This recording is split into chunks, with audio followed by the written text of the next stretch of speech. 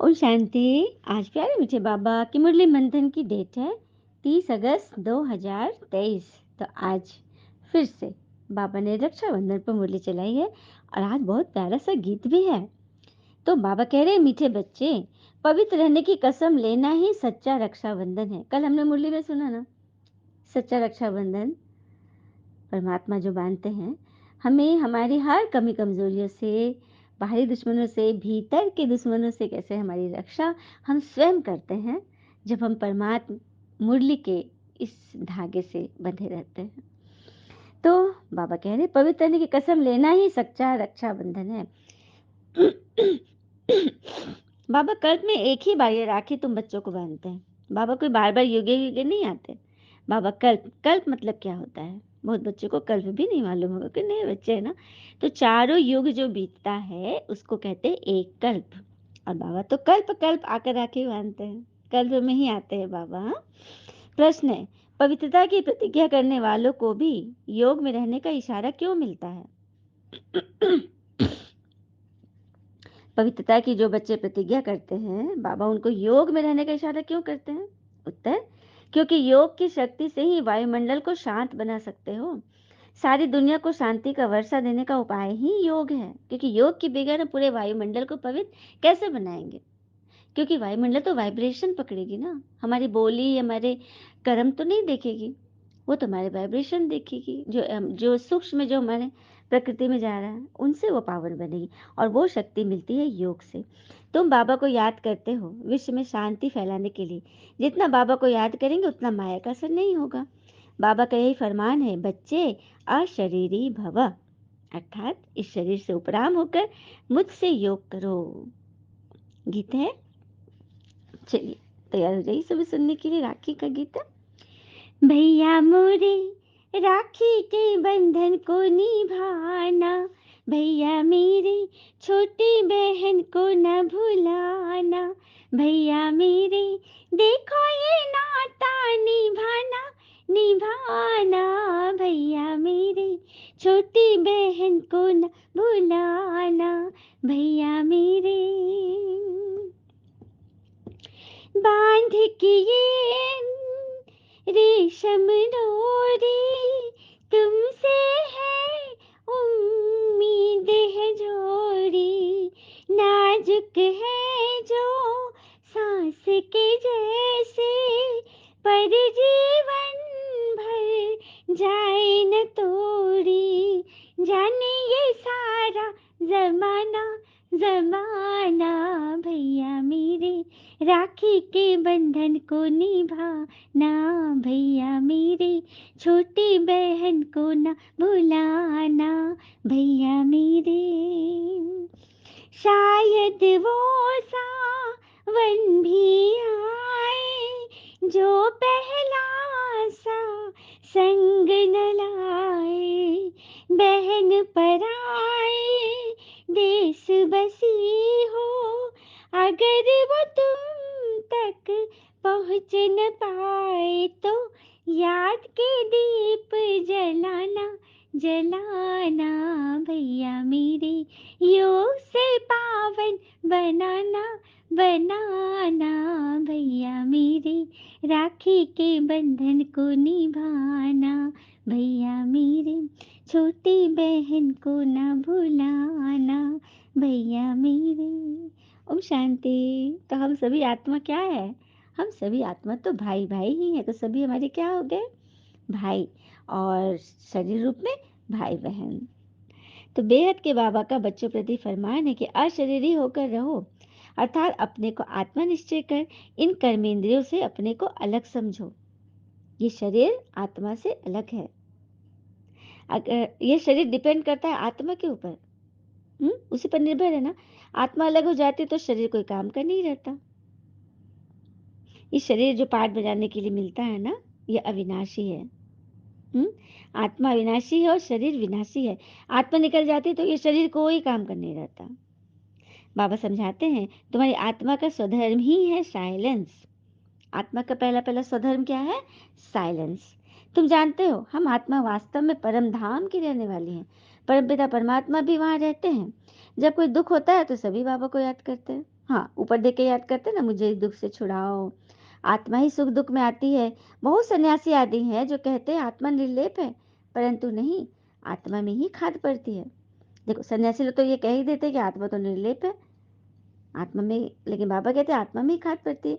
और कई सन्यासी जो तंत्र मंत्र का ना गलत उपयोग कर लेते हैं, मतलब गलत मंशा पूर्ति के लिए वो लोग इसका उपयोग करते हैं, तो किस तरह से उनको मुँह की खानी पड़ती है। उनकी सारी जो शिक्षा दीक्षा है ना, वो सब भस्म हो जाती है। एक प्रसंग सुनते हैं। 16वीं सदी में उच्च कोटि के एक संत थे, नाम था स्वामी श्री माधव सरस्वती जी। वो मधुसूदन सरस्वती जी के भी गुरु थे। उनके गुरुकुल में अनेक मेधावी शिष्य थे। उनमें से एक का नाम था मधुसूदन। सभी शिष्य उन्हें प्यार से मधु बोलकर पुकारते थे। एक बार गुरुकुल के नियम के अनुसार पास के गांव से भिक्षा मांगकर लाने का आदेश मिला मधुमंगल जी को। उस गांव में एक तांत्रिक रहता था, नाम था भद्रा। उसको कुछ तंत्र सिद्धि प्राप्त था।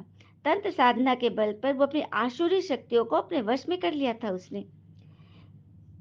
तो मधुमंगल उसी गांव से भिक्षा मांगकर जब लौट रहे थे, रास्ते में वो तांत्रिक मिल गया। भद्रा तांत्रिक के डर से गांव का प्रत्येक व्यक्ति डरता था। मधुमंगल को सुर पर अच्छी पकड़ थी। वो जब भजन भजन गाते थे तो गांव के लोग मंत्रमुग्ध हो जाते थे। उस दिन मधुमंगल के मधुर भजन से प्रभावित होकर उस गांव के लोगों ने बहुत अच्छा से भिक्षा दिया। मधुमंगल भिक्षा में प्राप्त अन्न, वस्त्र, सिक्का आदि को गठरी में बांध कर कांधे पर लाद कर अपना गुरु से मिलने वापस लौट रहे थे। उसको रास्ते में भद्रा तांत्रिक मिल गया। भद्रा ने उसे ललकारा और आदेश दिया कि दान में प्राप्त वस्तु का आधा हिस्सा उसे दे दे। पर मधुमंगल ने साफ मना कर दिया। बोला कि इस दान पर उसका कोई हक नहीं है, यह उसके गुरुदेव का है। बिना गुरुदेव की इजाजत के वह धन की एक फुटी कौड़ी भी नहीं दे सकता किसी को। इस पर भद्रा क्रुद्ध होकर उसने श्राप दे दिया और कहा, आज रात तीसरे पहर तुम्हारी मृत्यु हो जाएगी। मधुमंगल भद्रा के बारे में जानता था कि उसे अनेक खतरनाक तंत्र सिद्धि विधि हासिल है, इसलिए उसका कहा बात जरूर पूरा होकर रहता है। फिर भी मधुमंगल भयभीत नहीं हुआ और अपने आश्रम में वापस लौटकर दान में प्राप्त धन नियम के अनुसार अपने गुरुदेव के चरणों में रख दिया और अपने कमरे में चला गया। उसने अपने गुरु से किसी की बात की चर्चा नहीं की, पर गुरुदेव ने अपने दिव्य शक्ति से उसके मन की सारी बात जान ली। जैसे ही रात हुआ तो उसके गुरु ने एक अन्य शिष्य को भेजकर मधुमंगल को अपनी कुटिया में बुलाया और आदेश दिया कि आज पूरी रात ब्रह्म मुहूर्त तक उसे अपने गुरु की अनवरत सेवा करनी होगी, पांव दबाने होगी, पंखा झेलना होगा, सर दबाना होगा। कैसी भी परिस्थिति आ जाए, कोई भी आकर बुलाए, उसे गुरु सेवा छोड़कर किसी भी हालत में कुटिया से बाहर नहीं जाना होगा। मधुमंगल गुरु की आज्ञा मानकर सेवा में जुट गया। जैसे जैसे रात बीतने लगी, वैसे वैसे गहरा अंधेरा छाने लगा। मधुमंगल गुरु सेवा में तल्लीन था। तीसरा पहर आया। तांत्रिक भद्रा ने एक मायावी आसुरी शक्ति का आह्वान किया और आदेश दिया कि वो जाकर मधुमंगल के प्राण हर ले और उसे लाकर उसके सामने उपस्थित करे। उस आसुरी शक्ति ने उसके गुरु के कुटिया के पास पहुंचा और तरह तरह के मंत्र शक्ति से मधुमंगल पर वार करने लगा, पर उसका हर एक तंत्र मंत्र विफल रहा। उसने देखा कि मधुमंगल तो अपने गुरु के पांव दबाने में मगन है और उसके चारों ओर एक रहस्यमय, मतलब सकारात्मक ऊर्जा का घेरा है, जो सुरक्षा कवच की भांति उसकी रक्षा कर रहा है। उस आसुरी शक्ति ने अपना पूरा ताकत लगा दिया, पर वो सुरक्षा घेरा को भेद नहीं पा रहा था। अंत में उस आसुरी शक्ति ने अपने मायावी बल से मधुमंगल की माता का रूप धारण कर लिया और कुटिया के बाहर गेट से मधुमंगल को पुकारने लगा। मधुमंगल जब अपनी माँ को देखा तो एक पल के लिए तो लगा कि उसे बाहर आकर देखना चाहिए, अपनी माँ से मिलना चाहिए कि इतनी रात गई माँ क्यों आई है, क्या पिताजी की तबीयत ठीक नहीं है। पर इतने में उसको गुरु के आदेश का ध्यान आया कि कोई भी आ जाए, किसी भी तरह की बात हो, तुम गुरु सेवा छोड़कर तुम्हें बाहर नहीं निकलना है जब तक कि गुरु आदेश न दे। इसलिए गुरु मधुमंगल गुरु की आज्ञा से बाहर नहीं आया। रात का तीसरा पहर भी जैसे तैसे बीत रहा था। इधर भद्रा की तमाम तंत्र शक्तियां, सिद्धियां आदि का लोप होते जा रही थी और अंत में सुबह हुआ और भद्रा की तमाम आसुरी शक्ति विनाश हो गया और वह उस गुरु के बाहर अपने रूप में प्रकट हो गया। उसके शरीर पूरा जलन हो रहा था, शरीर जल रहा था।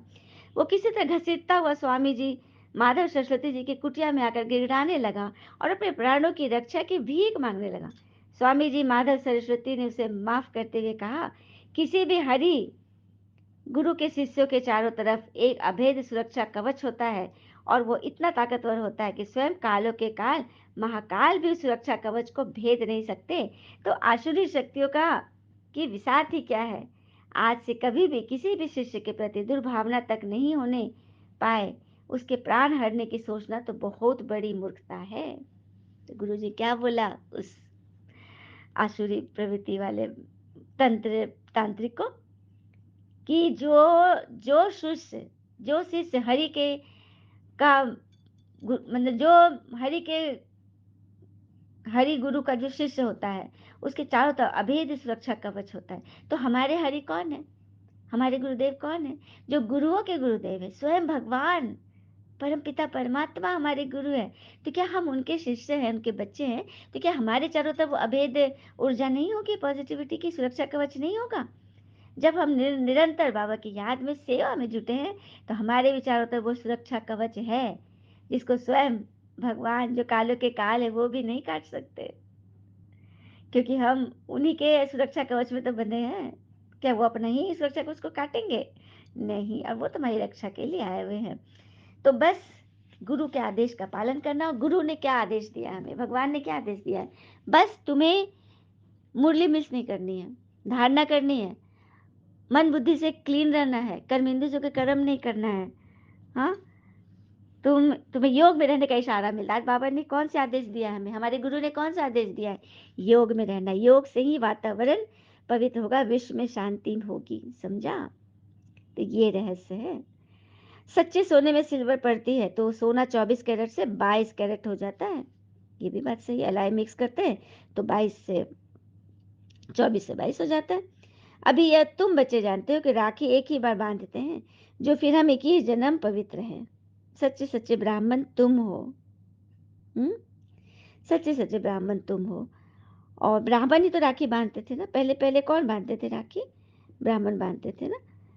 तो लेकिन वो पवित्रता को तो जानते नहीं थे। राखी का उत्सव जो संगम पर हुआ है, जब संगम पर बाबा ने राखी बांधी, फिर हम सतयुग त्रेता अंत तक पवित्र हैं। मैंने ऐसी राखी भगवान ने बांध दी जो इस जन्म से लेकर 21 जन्म सतयुग त्रेता हम पवित्र रहे। फिर द्वापर से पतित बनते हैं तो वर्ष वर्ष राखी बांधते आए, क्योंकि आप पवित्र हैं। हाँ, यही तो रहस्य है। बाकी सतयुग त्रेता में राखी बांधने की तो दरकार ही नहीं है। वो है ही वाइसलेस वर्ल्ड, निर्विकारी दुनिया। मनुष्य देवता निराकार परमपिता परमात्मा बनाते हैं, मनुष्य थोड़ी बना सकते हैं। उन्होंने मनुष्य का नाम डाल दिया, क्योंकि श्री कृष्ण भी तो मनुष्य थे ना। मनुष्य थे लेकिन दैवी गुण वाले मनुष्य थे, 16 कला संपूर्ण थे। देवता थे लेकिन थे तो मनुष्य, सूरत तो मनुष्य की थी। तो मनुष्य देवता निराकार परमपिता परमात्मा ही बनाते हैं, कोई मनुष्य नहीं बना सकते। तो इस बात को अच्छी रीति समझना है और समझाना है कि गीता के भगवान परमात्मा शिव है, जो पाप आत्मा को पुण्य आत्मा बनाते हैं। जैसे दीपमाला पर सारे वर्ष का हिसाब किताब चुकतू करते हो ना, कई व्यापारी लोग, सेठ लोग दीपमाला पर ही नया बही खाता तैयार करते हैं और सारे पूरे वर्ष का बही खाता दिवाली के दिन ही उसको खत्म करते हैं और नया चुकता शुरू करते हैं। तुम्हारा फिर आधा कल का जो पापों का खाता है वो भस्म होता है और पुण्य का खाता जमा करते हो। इस संगम युग पे एक जन्म में हम आधा कल्प के जो हमारे विक्रम चढ़े हुए हैं उनको नष्ट करते हैं और नए पुण्य का खाता जन्म जन्म करते हैं, जमा करते हैं। यहाँ ही जन्म जमा करेंगे ना, तभी तो 21 जन्म वहाँ फल मिलेगा सत्युग त्रेता में। जमा कहाँ करना है? यहाँ जमा करना है। फिक्स डिपॉजिट यहाँ करनी है। बाबा को याद करने से ही विकर्म विनाश होंगे। जितना जितना हम याद करेंगे उतना उतना हमारे विकर्म विनाश होंगे और पुराना खाता खलास हो जाता है। बाबा बतलाते हैं, बाबा को जब बतलाते हैं कि बाबा हमसे ये पाप हुआ, तो बाबा कहते हैं अच्छा तुमने रियलाइज किया तो अच्छा, आधा माफ हुआ। इस जीवन में भी छोटेपन में पाप किए तो बतलाने से आधा दंड कट जाएगा। बाबा को बतलाओ, जो भी कमी कमजोरी, किसी के साथ हमने कोई धोखा किया, कुछ अनजाने में भी कुछ होगी गलती, वो सब कुछ बाबा को बताओ। बाबा के पास हर एक बात का जवाब है। परंपरा अर्थात 5000 वर्ष बाद यह सच्ची सच्ची राखी भगवान आकर बांधते हैं। अब क्वेश्चन होगा कि भगवान आकर करते क्या है? भगवान आकर हमें पावन बनाते हैं। बाकी इब्राहिम, बुद्ध, क्राइस्ट आदि कब आए यह तो सब जानते हैं, है ना, क्योंकि तिथि ईस्वी सब मालूम है। उनसे आगे सत्युग त्रेता में क्या था यह हिस्ट्री ज्योग्राफी कोई नहीं जानते। सत्युग त्रेता के बारे में तो कोई लिख ही नहीं सकते, कोई इतिहासकार को पता ही नहीं। हाँ, कोई आर्कियोलॉजिकल फाइंडिंग्स वाले भी नहीं बता सकते हैं कि क्या था, सतयुग के पहले क्या था, क्या थी दुनिया में। तो ये रहस्य है। हाँ, फिर बाबा कह रहे हैं कि ऊंचे तो ऊंचे उत्सव है शिव जयंती, सबसे ऊंचा तो ऊंचा शिव जयंती, ये उत्सव कौन सा है, त्योहार, तो शिव जयंती, जब शिव बाबा अवतरण लेते हैं। हम्म और जिसका किसी को पता ही नहीं है कि वह कब आए, क्या आकर किया। परमात्मा को ही भूल गए, देहधारी मूलज के थे कि ब्रह्मा विष्णु शंकर को ही परमात्मा मानते हैं, भगवान मानते हैं। तो मिला तो कुछ नहीं ना। सत्युग के लक्ष्मी नारायण सर्वगुण संपन्न, 16 कलर संपूर्ण, सर्वपूर्ण निर्विकारी हैं। लक्ष्मी नारायण तो हुए महाराजा महारानी। 3000 वर्ष पहले, बिफोर क्राइस्ट, बरोबर देवी देवताओं का राज्य था। ये भी आंकड़ा किसने लगा, बिफोर क्राइस्ट ही क्यों लिखे। हाँ, शिव बाबा के पहले या मोहम्मद के बाद क्यों नहीं लिखे। भूल जाते हैं ना कि हम देवी देवता थे, बिल्कुल ही भूल जाते हैं। देवी देवता को देखना कोई मासी का घर नहीं है। मनुष्य देवता बनाने का, देवता बन गए फिर क्या सिखलाएंगे।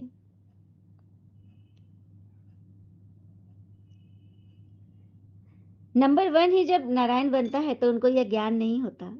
नारायण और लक्ष्मी को ज्ञान नहीं होता, क्योंकि नंबर वन में शुरू शुरू किसको पता चलता है, ज्ञान प्राय लोप हो जाता है। बाबा कहते मैं तुमको ज्ञान देता हूँ मनुष्य देवता बनाने के लिए। देवता बन गए फिर क्या सिखलाऊंगा, कोई ना कोई कमी होगी तो बाबा सिखाते जाएंगे। सागर और ब्रह्मपुत्र का मेला देखने में आता है। ब्रह्मपुत्र का मेला देखा है किसी ने, सागर और ब्रह्मपुत्र नदी का मेला लगता है। वहां फिर है नदियों का मेला, उसमें भी साफ पानी और फिर बुद्धि वृद्धि होते जाती है। हम्म सागर तो पिता है, उनसे पहले ये ब्रह्मपुत्र निकली, फिर वृद्धि होते जाती है, एक से दो, दो से चार, ऐसी ना वृद्धि होगी। सागर और ब्रह्मपुत्र का मेला देखने में आता है। वहां फिर है नदियों का मेला, उसमें भी साफ पानी और मैला पानी दिखाई देता है। नदी का पानी तो कितना स्वच्छ होता है, साफ पानी और कौन सा मैला पानी, किधर मैला है, वो सब पता चल जाता है। तो हमें क्या करना है, श्रीमत पर चलना है ना। हम्म संशय बुद्धि नहीं बढ़ना है।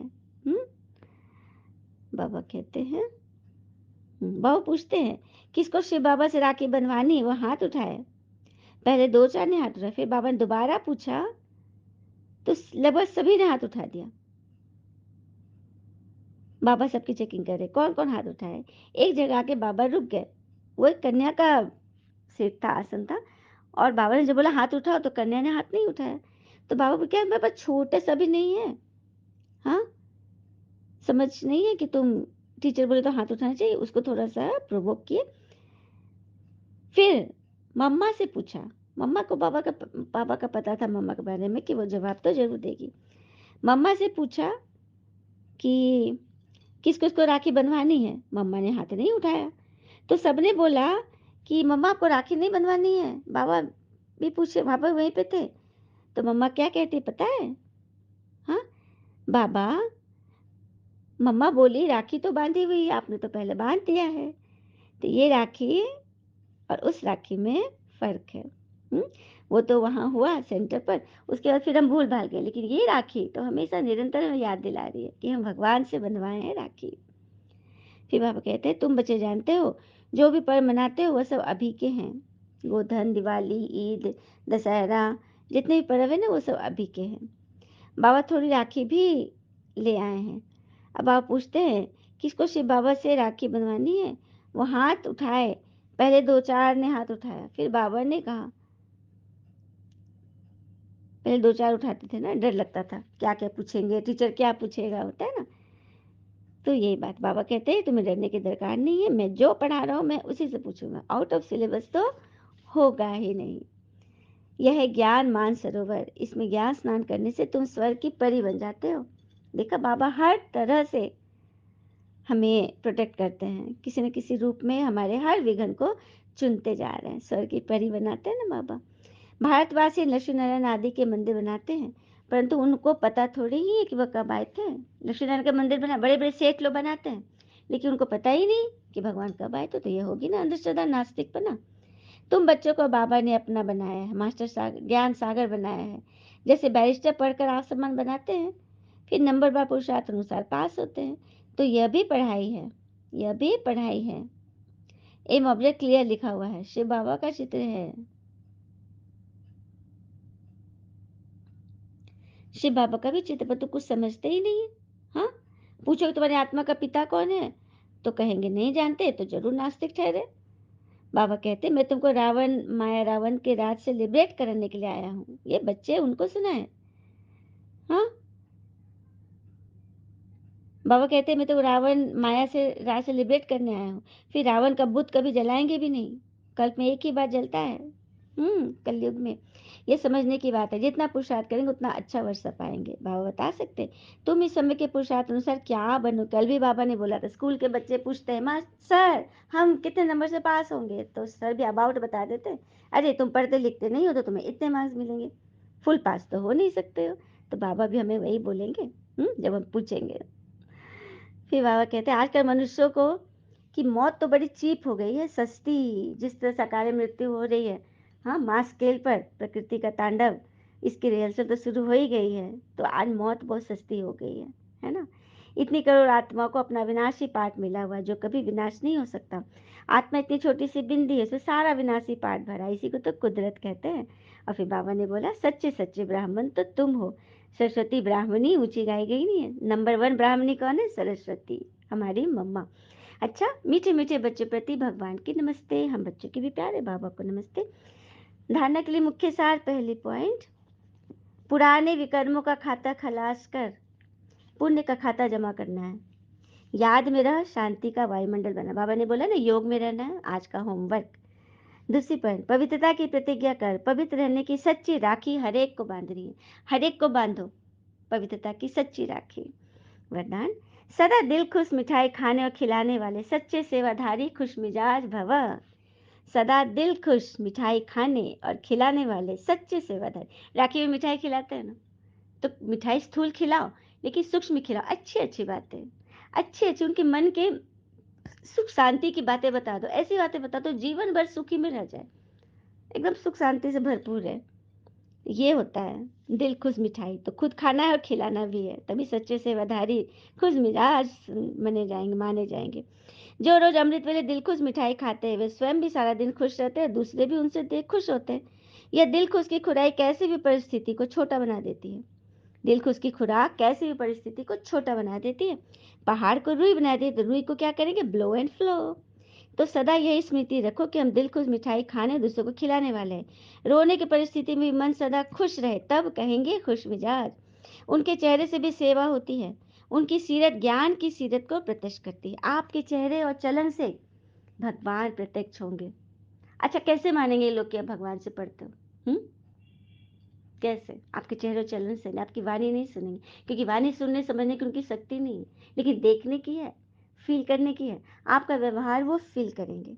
तो आप कैसे भी बात हो, लेकिन पहाड़ जैसी बात को भी रुई, और रुई को ब्लो एंड फ्लो करो, और हमेशा दिल खुश मिठाई खाओ और खिलाओ। स्लोगन, जिनके हर संकल्प में अनेकों को श्रेष्ठ जीवन बनाने की प्रेरणा मिलती है, वही पुण्यात्मा है। जिनके हर संकल्प में अनेकों को श्रेष्ठ जीवन बनाने की प्रेरणा प्राप्त हो, वही पुण्यात्मा है। जिनके हर संकल्प में अनेकों के श्रेष्ठ जीवन बनाने की प्रेरणा होती है, उनके हर संकल्प में वही पुण्यात्मा है। तो बनना है ना सबको। चलिए अव्यक्त वाणी सुनते हैं। इशारा, आप हर जगे हुए दीपक के ऊपर विश्व के अंधकार को मिटाने की जिम्मेवारी है। क्या कह रहे बाबा? हम हर जगे हुए दीपक के ऊपर विश्व के अंधकार को मिटाने की जिम्मेवारी है। बाबा हर एक बच्चे को कहाँ तक जिम्मेवार बने हैं, यह चेक कर रहे हैं। अब टीचर हमें होमवर्क देता तो होमवर्क तो चेक करता है ना। फिर है, अगर नीचे भी आते हो तो नीचे वाले को ऊपर ले जाने के लिए आते हो ना। क्या बात है। देखो, कोई आत्मा आपका बोझ नहीं है, लेकिन वो बहुत नीचे चला गया, विकार में चला गया, चिंता फिक्र में एकदम धंस गया है, तो आपको भी तो नीचे जाना पड़ेगा उसे लाने के लिए। तो आप नीचे जा रहे हो, क्यों? क्योंकि वो ऊपर आ जाए। जो नीचे रह गए उन्हें ऊपर ले जाने के लिए साथ ऊपर लिए जाते हो ना। तो ऐसी प्रैक्टिस है कि आए और चले गए, उन्हें उमंग उत्साह दिलाने की प्रैक्टिस करते चलो। सभी अपने को ईश देव समझते हो, अपने पूज्य संस्कार आप ब्राह्मणों के में समाये हुए, इसकी चेकिंग करो। आपके अंदर वो ईश देवी बनने के संस्कार हैं कि आप सबको एक समान दृष्टि दो, उनकी शुभभावना रखो, सकाश दो, जो भी आपके पास आए वो खाली हाथ लौट कर ना जाए। अच्छा, ओम शांति, शुक्र है मुझे बाबा, बाबा के प्यारे-प्यारे बच्चे, शुभ रक्षाबंधन की सभी को दिल की बधाई। सभी परमात्म पिता से ज़रूर जिनको भी मौका मिले सेंटर जाकर ज़रूर रक्षाबंधन रक्षा सूत्र बांधे और अपने आप को विकारों से बचा ले और परम सद्गुरु के आदेश का पालन करें, तो हमारे चारों तरफ क्या होगा? कथा में क्या था? एक पॉजिटिविटी का ऐसा ऑरा रहेगा जिसके आगे कोई नेगेटिविटी आपको छू ना सके, हिला ना सके। अच्छा, ओम शांति, शुक्र है मुझे बाबा, वो बाबा के प्यारे-प्यारे बच्चे, आप सबका जीवन सदैव शुभ हो। ओम शांति, शुक्र है बाबा।